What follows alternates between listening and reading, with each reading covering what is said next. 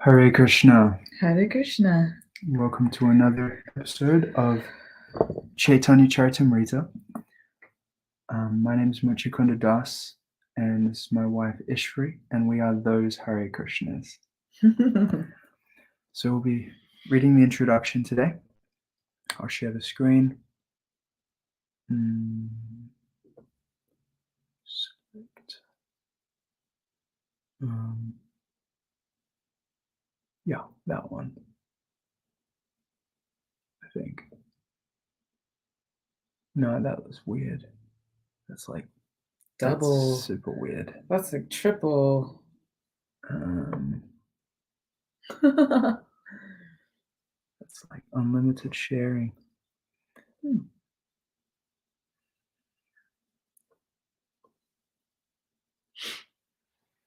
The introduction. Yes. Let's set ourselves up to enter fully Chaitanya Charitamrita. Yeah. I don't know about this screen share thing today. Oh, really? It's not cooperating. Tell them how your day was. What'd you get up to? Today was such a nice day, like weather-wise as well. Felt it to be very pleasant, which in New Zealand, you never know what you're going to get. Well, seriously, that's what I heard about this country. 4 seasons in one day. And yeah, I had some nice sangha with devotees over lunch, prasadam, at the Food for Life Cafe, which is just like a 10-minute walk from where we live. It was really yummy lunch today. My favorite thing was the coconut chutney that went with these. What are those things called? Like puff, fried balls, something. Yeah, it's like they're like idlis, but like fried. I don't know what they're called, but they're pretty good. Okay, let's read the Chaitanya Charitamrita. I'm not going to share the screen today. You're just gonna have to like watch our faces and like to like enter into like what we're reading. To be like, yeah. And we'll have to be super generative with our reading. Okay, so the introduction by Srila Prabhupada, the founder of the Hare Krishna movement. You have something to say? Should we chant the Jai Jai Shri Chaitanya? Jaya Jaya Shri Chaitanya, Jaya Nityananda, Jaya Advaita Chandra, Jaya Gaura Bhakta Vrinda. Okay, now we've invoked the auspiciousness and the blessings of the Panchatattva. Let's read. Originally delivered as 5 morning lectures on Chaitanya Charitamrita, the authoritative biography of Lord Chaitanya Mahaprabhu by Krishnadas Kaviraj Goswami, before the International Society for Krishna Consciousness, New York City, April 10 to 14, 1967. The word Chaitanya means living force.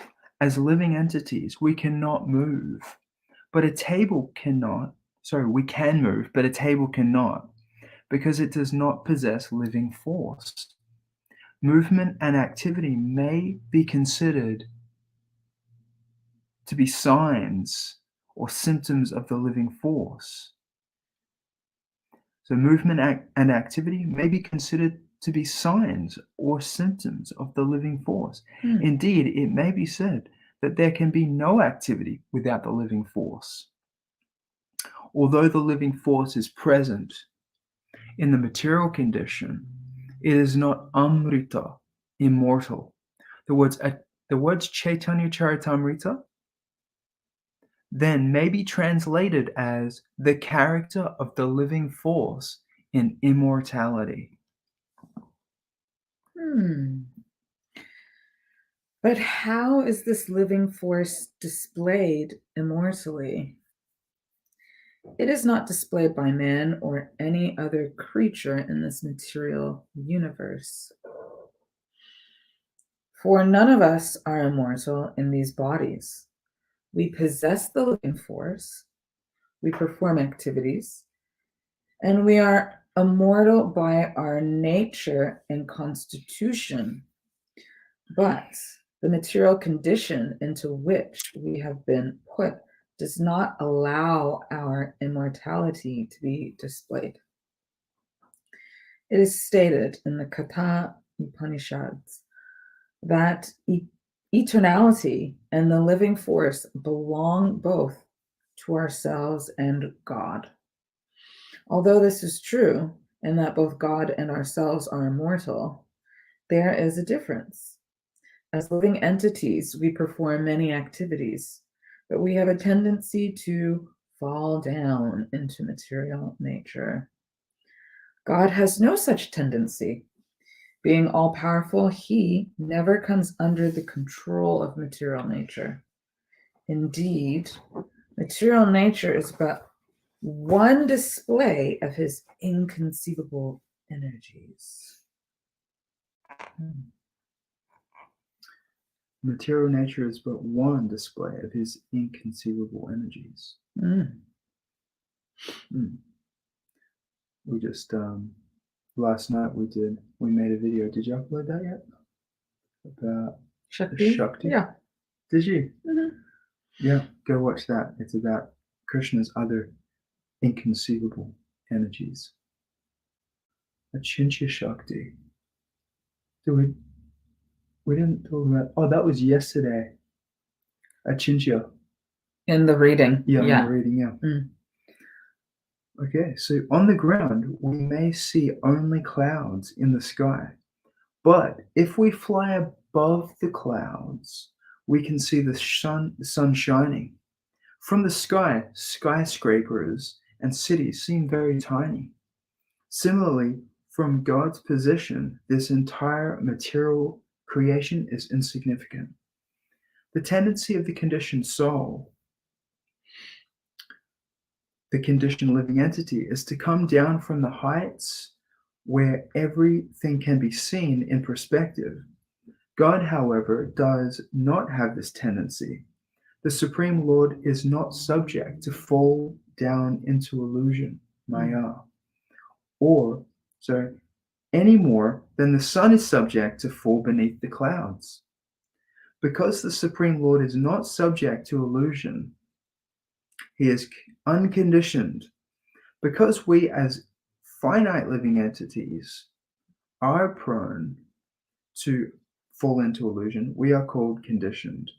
Impersonalist philosophers, Mayavadis, maintain that both the living entity and God himself are under the control of Maya when they come into this material world. This may be true of the living entity, but it is not true of God. For in all instances, the material energy is working under his direction. Those who consider the Supreme Lord to be subject to material conditioning are called fools by Krishna in Bhagavad Gita. Avijananti mam mudha manushim tanum ashritam parambhavam ajananto mama bhuta maheshwaram. Fools deride when I descend in my human form. They do not know. Fools deride me when I descend in human form. They do not know my transcendental nature and my supreme dominion over all that be. Bhagavad Gita 9:11. It's been 10 minutes. Should we take a little break to share? Yeah. Do you have anything you want to share? Feel free to our viewers to post comments, any questions, comments about what we're reading. I acknowledge the viewers. Watching two people reading isn't the most entertaining thing on YouTube, but Sri Chaitanya Mahaprabhu and his pastimes actually are inherently all attractive. So you, my friends, are the the true seekers on YouTube, seeking the real nectar. So yeah, feel free to share. Any points? Just gonna go back here. Immortality. Right. Explaining how the soul by nature is immortal, but this position we've been put in to by coming to the material world, and identifying with the material body,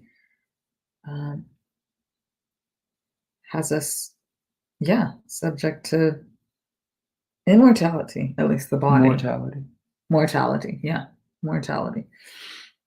And then just talking about, Krishna's supremacy again. Krishna has no tendency of falling down. Krishna is eternally,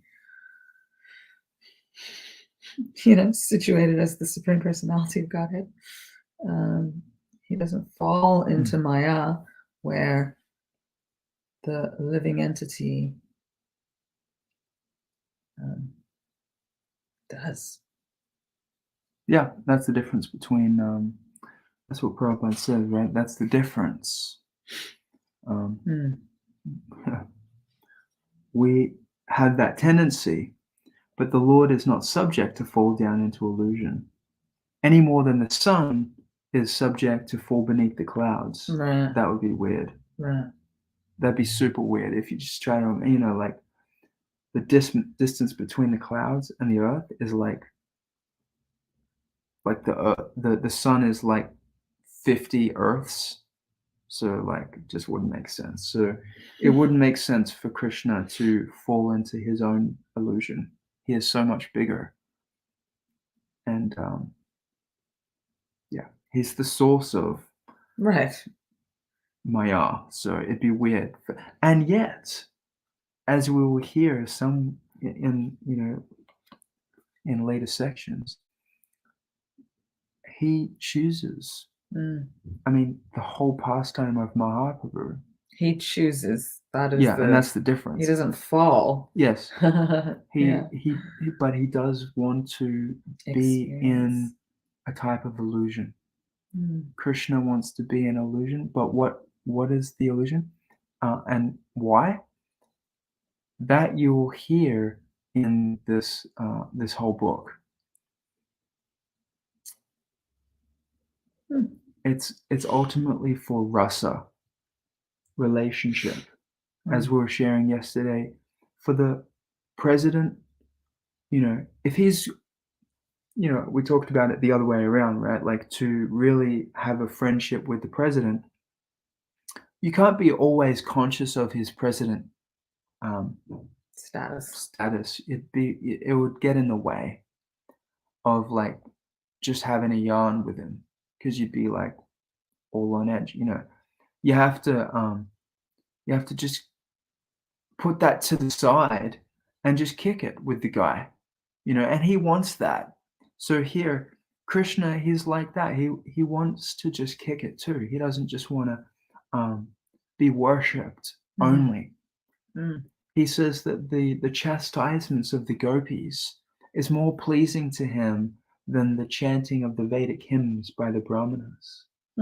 So those who are full of knowledge of his supreme opulence do not conquer his heart, as we hear in the Damodar Astakam.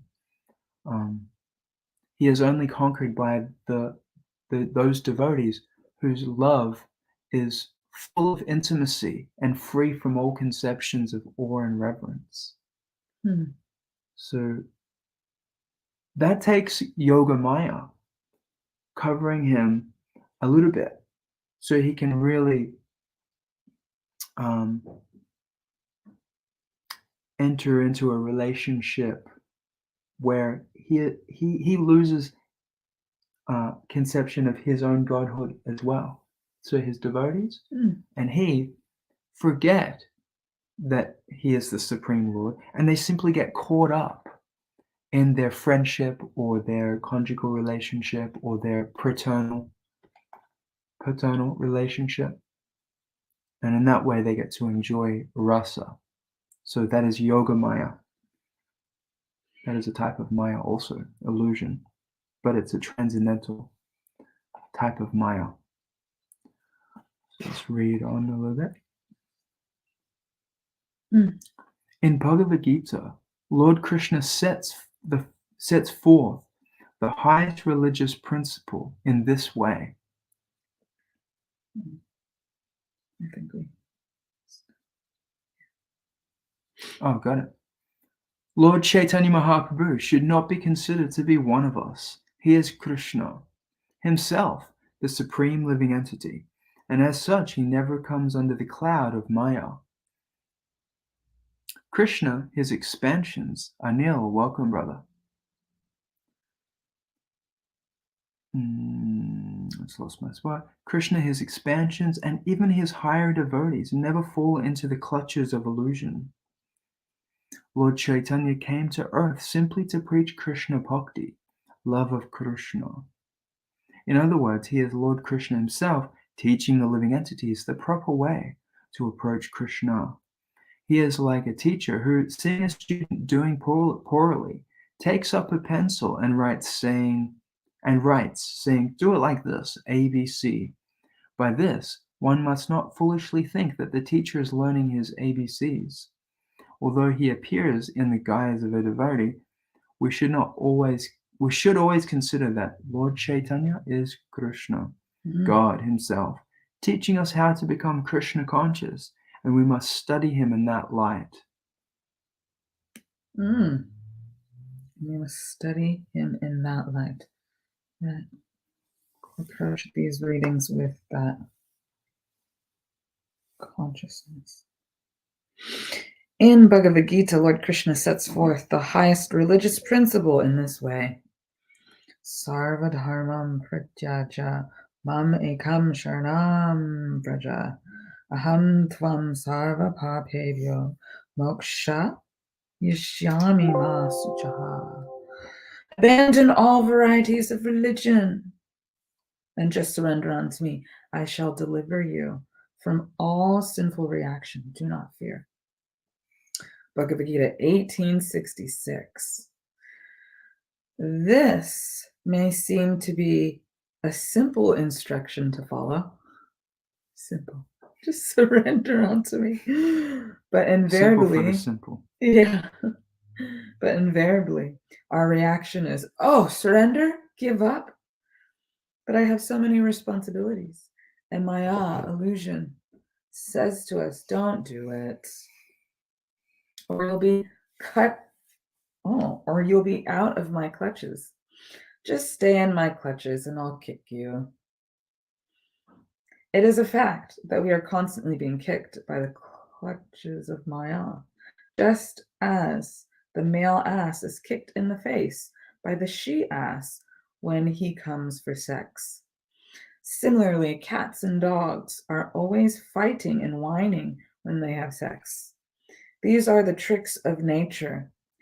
Even an elephant in the jungle is caught by the use of a trained she elephant who leads him into a pit.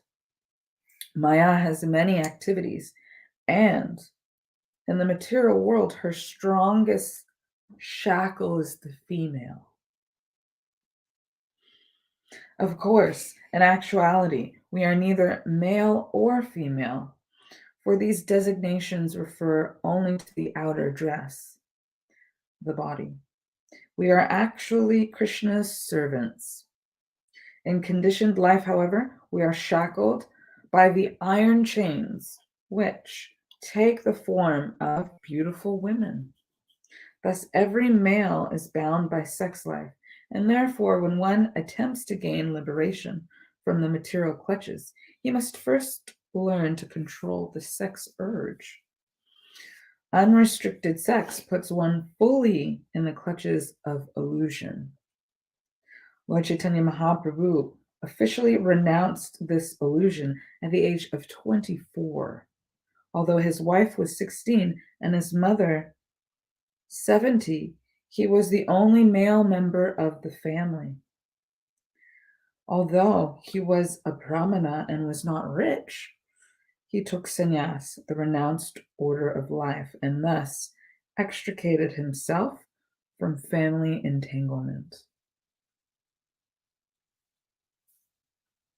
Extricated Mm. from family entanglement. Mm. We're what's the opposite of extricated? Immersing. We're immersing ourselves into family entanglement.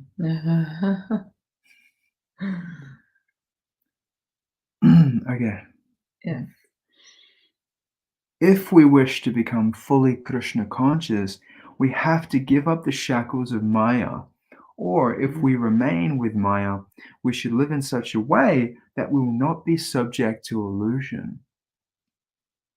It is not necessary for one to abandon his family, for there were many householders amongst Lord Chaitanya's closest devotees. What must be renounced is the propensity for material enjoyment. Although Lord Chaitanya approved of a householder having regulated sex in marriage, he was very strict with those in the renounced order. And he even banished Junior Haridas for glancing lustfully at a young woman. The point is that one must take up a particular path and stick to it, obeying all the rules and regulations necessary for success in spiritual life.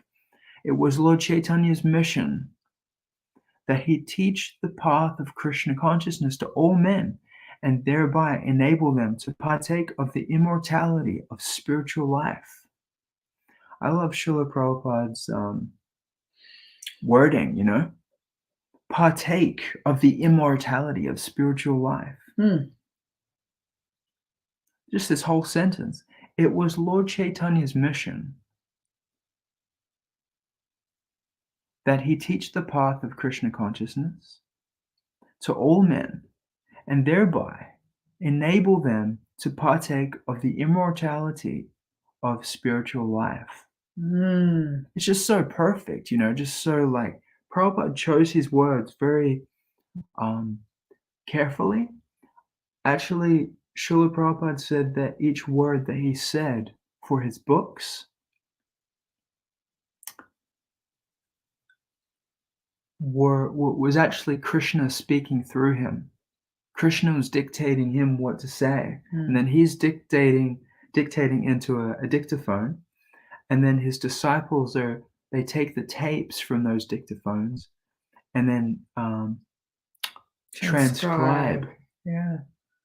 They didn't have ChatGPT or anything like that. They just had dictaphones with tapes that costed a lot, and Prabhupada would speak for about an hour or so, and they'll take that tape, and then with typewriters, no backspace, typewriters. Yeah, to get it right. Just incredible. Yeah, so much effort has been put into these books. So much 100%. love. Yeah. I mean, you just look at them; they're just beautiful. This is like a brick of gold. It's literally a golden thing. But with gold, you couldn't open it up and have the ability to partake in the immortality of spiritual life. So, like, gold is only useful. This is something I learned from Srila Prabhupada. It's useful sometimes. Its value is dependent. It depends on what's needed for Krishna's service. Right. Like Prabhupada, during the building of the Krishna Balaram Mandir in Vrindavan, India, the concrete was very hard to get. The devotees were struggling to get permits. and all this stuff, and they couldn't get in. Like, apparently there was a scarcity of concrete, and so they couldn't get this concrete. And then finally they were able to get a bit of concrete, like so many bags or whatever. And all of this was paid for by the book distributors in Wow. America. Right. They're distributing and collecting funds and sending it for this temple in Vrindavan. Mm. And shout out to Gunarnava Karu, who was the project manager of that project. He was also the person who introduced me to Krishna consciousness on the Sunshine Coast, Queensland, with his wife Ishalini. So Srila Prabhupada, um, he made sure Gunarnava Prabhu, counted every bag of concrete that came in the shipment Wow. to make sure all of them were there. Mm. And so he's standing there and he's counting. He's got a notepad and pen and he's counting all day from morning to Imagine. night. Like, Right. there's so many bags of concrete. Right. I'm guessing it's the concrete powder. Anyway, Prabhupada came out and checked on him to make sure he's counting, doing it nicely. And at the very end, he said, "How many?" And he gave the exact figure. And Srila Prabhupada was, he talked about the concrete. This is in one of the memories. No, it's in the Chaitanya, the biography or one of the biographies of Srila Prabhupada. And Satsvarup Das Goswami describes Srila Prabhupada as talking about the concrete as though each bag of concrete was like a big brick of gold. Very important. So useful. Yeah. So Srila Prabhupada was a pure devotee, and one of the symptoms of a devotee is that they do not value something for themselves. Like, yes, gold is so valuable. He's not lusting over gold for himself. Gold is useless if it's not needed for service to Krishna, and concrete is where it's at if that's what's called for the service. So pebbles or gold are viewed on the same level, but they are considered valuable when and if they're needed for service. Right. But they have no value otherwise. Right. He'll walk past both of them, right? A pile of gold, pile of concrete, pile of pebbles. If neither are required or useful for some service, the devotee can walk past both of them, not disturbed by desire. Right. He's on his way to do something for Krishna. But if one of them is needed for service, then he'll like Srila Prabhupada, treasure that material. Yes. But otherwise, they're just material things. Right. They've got pure consciousness. You can see everything in the right perspective. Yeah. So similarly, this book is far more valuable to us right in this moment than, this is non-different from Krishna. This book is non-different from Sri Krishna. So that's the most valuable thing we have. 100%. Yeah, exactly. Yeah, and that's what happens when you're a devotee, right? Your consciousness shifts such that your values drastically change, such that you value spiritual things that other people, they don't even know exists, right? Like that most people don't even acknowledge the existence of God, or like qualities like humility, or these kinds of things. But to the devotee, these things become like they'll spend from like 2:30 till 10 a.m. in the morning, immersed in this kind of stuff. People will be like, "What did you do this morning?" It's they just can't see any It's like, well, how impractical is that? You just spent 8 hours meditating on something, but I don't even, materialists don't even acknowledge the existence of. 8 hours meditating while in action.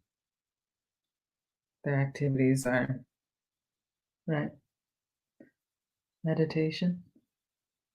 Yeah, but for a materialist, they're just like, you didn't do anything. You just sat there reading or chanting, like Cooking, yeah, serving, maybe they'll see the value of cooking. They'll be like, I can relate to that. other things. I mean, devotees don't just sit and chant. A lot of them are out in the world doing lots of things, but their meditation is that it's for Krishna. Yeah. Yeah, exactly.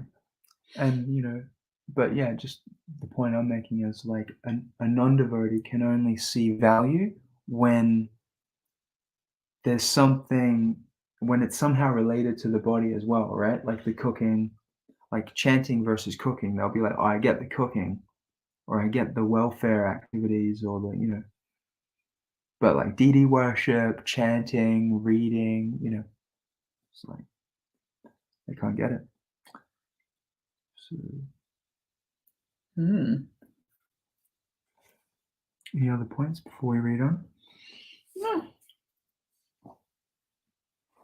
Yeah, Krishna says in Bhagavad Gita, Yanisha Sarvabhutanam, that what is night for all living entities, like the general people, is day for the introspective sage, and vice versa. So completely different planes of consciousness. Night and day. Okay, from Chaitanya Charitamrita, we learn. Haribol Marilyn Richards. We learn how Chaitanya taught people to become immortal, and thus the title may be properly translated as the immortal character of the living force. Thus the title. Okay. The supreme living force is the supreme personality of Godhead. He is also the supreme entity. There are innumerable living entities, and all of them are individual. This is very easy to understand. We are all individual in thought and desires, and the Supreme Lord is also an individual person. He is different, though, in that he is the leader, the one who no one can excel. Amongst the created living entities, one being can excel in one capacity or another. The Lord is an individual, just as the living entities are individual. But he is different in that he is the supreme individual. God is also infallible. And in Bhagavad Gita, he is addressed as Achyuta, which means he who never falls down. This is indicated because in Bhagavad Gita, Arjuna had fallen into delusion, but Krishna had not. We often hear it said that God is infallible. And in Bhagavad Gita, Krishna states, Nanyam gunebhya kartaram yada drashtanu pashyati gunebhyascha param veti mad bhavam sodigachati. When you see that there is nothing beyond these modes of nature in all activities, and that the Supreme Lord is transcendental to all these modes, then you can know my spiritual nature. Bhagavad Gita 14:19.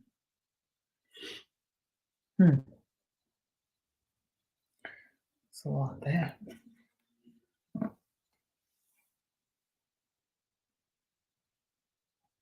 Where is it? Starting from here. Thus, we should not think that Krishna is overpowered by the material potency when he is in the material world. Krishna and his incarnations are not under the control of material nature. They are totally free. Indeed, in Srimad Bhagavatam, one who has godly nature is actually defined as one who is not affected by the modes of material nature. Although in material nature, if even a devotee can attain this freedom, then what to speak of the Supreme? The real question is, how can we remain unpolluted by material contamination while in the material world? It was Rupa Goswami who explained that we can remain uncontaminated while in the world if we simply make it our ambition to serve Krishna. One may then justifiably ask, how can I serve? Obviously, this is not simply a matter of meditation, which is just an activity of the mind, but of practical work. Love of Krishna's service can only be attained by working for Krishna.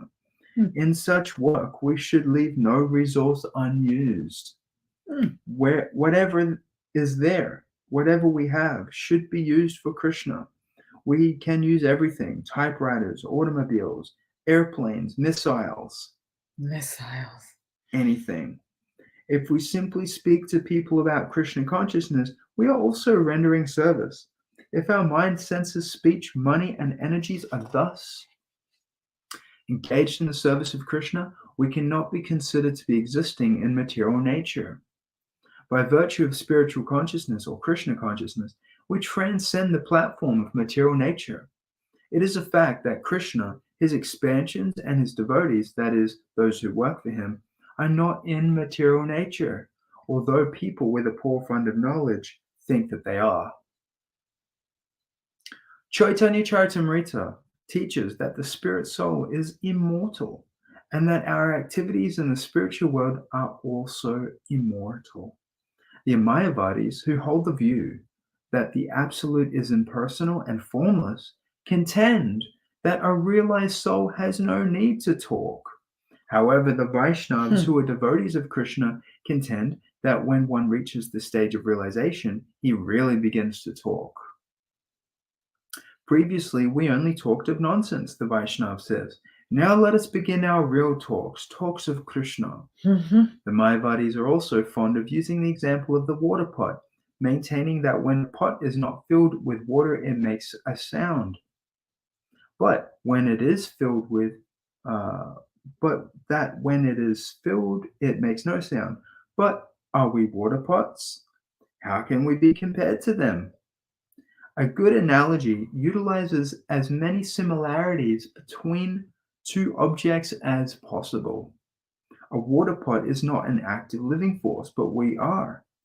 Ever silent meditation may be adequate for a water pot, but not for us. Indeed, when one has realized he has so much to say about Krishna 24 hours a day is not sufficient. It is the fool who is celebrated as long as he does not speak. For when he breaks his silence, his lack of knowledge is exposed.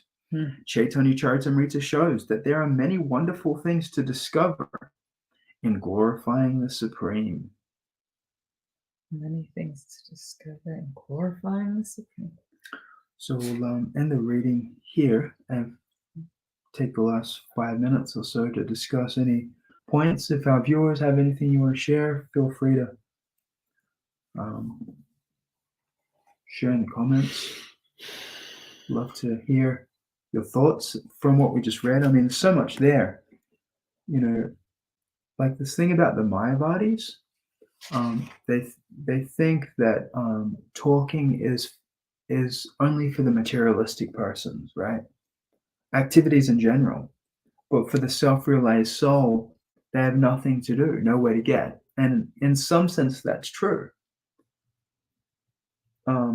Nowhere to get, nothing to do, nothing to achieve. That is a fact. But the devotee contends that now we can engage in real activities. Right? We did so many nonsense activities. We talked so much trash before. Now let us use our tongue and our other senses in service to the Lord, which is real liberation. That's real self-realization. Marama. So yeah, it's the question of is there activities for the self-satisfied? And then just previously, the paragraph before that was talking about the utilization of things, Yes. you know? Right. My buddy would say things are Maya. Renounce them. Yeah. Get rid of all your things. The devotee's like, let me use everything. Typewriters, automobiles, missiles, Right. anything and everything can be used for Krishna service. I think he even says it should be used. Everything should be. Nothing Should be used. leave nothing turned. No, leave no resource unused. Yes. I mean, it's all Krishna's energy. Krishna's put it here so that we can use it to serve him. Yeah. And that question, how can I serve Krishna? That's a question, throughout the day. What's the best way to serve Krishna in this moment? How can I serve Krishna? With what can I serve Krishna with? That is the mind of a pure devotee. Yeah, it's said that a devotee is always asking the question, how can I serve Krishna? And a pure devotee is always asking the question, how can I serve Krishna best? Right. And there's a world of difference there, right? Oh, of course. Like, serving Krishna can be done in an unlimited amount of ways, and we have our preferred ways and the ways that we like to serve Krishna, which are usually also the activities we like to do anyway. We prefer. Yeah, exactly. That we do for ourselves, and then we just offer it to Krishna. That is called karma yoga. And then Shuddha Bhakti yoga is when we say, you know what, I have no motivation. The bhakti is unalloyed. Today I was hearing Prahlad, someone I've known since he was 5 years old. He is a son of a devotee. He's a devotee himself. He's 20 or 21, just turned 21. And he was giving the Bhagavad Gita class online. I think it was yesterday's one. He does this live every day. He was reading Jyayato Vishayam Pumsa, the verse 262 from the Bhagavad Gita. And in the purport, Srila Prabhupada talks about unalloyed devotion. And so he looked it up. And it said a metal that is just one metal, not two. Alloy means two metals mixed together. And so Shuddha Bhakti is the game we're playing. As a devotee, we're trying to cultivate Shuddha Bhakti. That means, Shuddha means pure Bhakti. And Rupa Goswami describes pure Bhakti as that Bhakti which is not alloyed with, nothing mixed in, like karma or jnana. Karma Mishra and Jnana Mishra. It's not. It's Jnana Shunya, Karma Shunya, not Karma Mishra, not mixed, but just pure, like filtered water. Nothing, no fluoride, nothing. So, I remember when I was a new devotee and I asked my friend Prem Yogi, what music do you listen to? What other music do you listen to? And he said, no, just kirtan. And I was like, okay, it was at that moment that I realized that these people, these Hare Krishna people, are serious.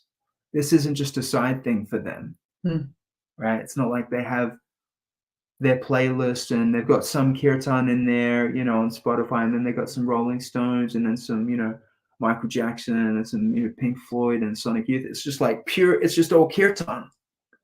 And I was like impressed. I was like, okay. And in that moment, I also gained a little bit more shraddha, a little bit more faith that these people, they're safe. They're not, because it's a dog-eat-dog world. Material world means every man for themselves. Right. And it creates, it almost necessitates selfishness Mm. to be a materialist. Like you're in it for yourself. But when you hear that someone is a devotee and that they're just about God consciousness, Krishna consciousness, and they don't entertain their own material desires. They don't have all this stuff on their Spotify for themselves. I gained a deeper level of faith in the purity of the devotees. Wow. Mm. Yeah, just a little anecdote about unalloyed devotion and how it this is what Krishna wants from us, is for our heart to become free from all selfish desires. That's what makes the heart hard. Mm. It has to be Selfish. soft, Yeah. so Krishna can sit in there nicely. Mm. Right now it's got all this stuff in it. It's cluttered. It's got sharp edges. We want to make it soft and like pristine, serene for the Lord to sit in there. And the way to do that is letting Krishna guide our choices throughout the day. That makes us soft, right? Not ignoring Krishna, because he's always speaking to us from within the heart. And every time we ignore that voice, that conscience, that good counsel of the Lord, that is hard-heartedness. That's us being selfish. But every time we listen to that voice and let Krishna guide our activities throughout the day, like, which way do you want me to turn now, Krishna? What should I write? What should I say?